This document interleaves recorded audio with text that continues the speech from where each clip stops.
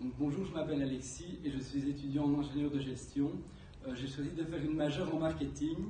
Nous avons de nombreux cours concernant le Big Data durant cette première master et c'est ainsi que m'est venue l'idée de faire un mémoire sur le Big Data.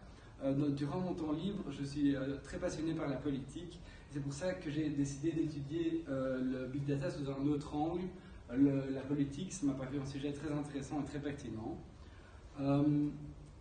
En discutant avec mon promoteur, M. Manuel Kolb, nous nous sommes mis d'accord sur la question de recherche suivante. Quel est le rôle du Big Data dans une élection démocratique de nos jours?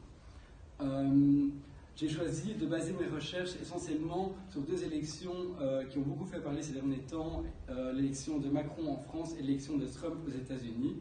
Donc j'ai choisi ces deux élections car je les ai suivies de très près médiatiquement et le terme du Big Data est souvent revenu dans les médias. Mais plus globalement, j'ai choisi ce sujet car je m'interroge sur le Big Data en tant que citoyen. En effet, je pense que je me pose beaucoup de questions sur l'influence du Big Data dans la vie quotidienne et notamment sur l'influence des données détenues par les grosses entreprises comme les GAFA. Aujourd'hui, on appelle les données le nouveau pétrole et quand on s'intéresse à l'histoire du pétrole, il est naturel de s'intéresser à l'histoire du Big Data. Concernant la structure de mon mémoire,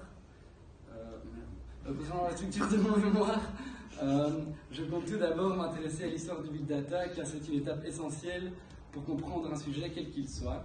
Ensuite, je compte expliquer précisément ce qu'est le Big Data et son fonctionnement, car c'est un mot qu'on entend souvent, mais que peu de gens pourraient définir et expliciter clairement.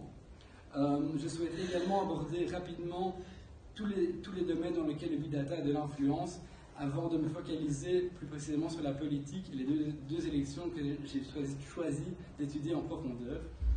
Troisièmement, je compte expliciter le modèle économique car c'est de la revente de données, car c'est la base de nos études.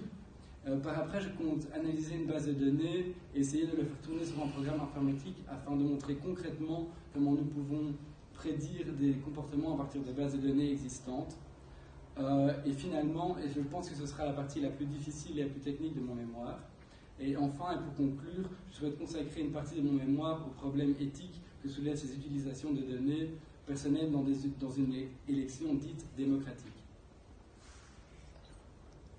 Merci de m'avoir écouté. Voilà.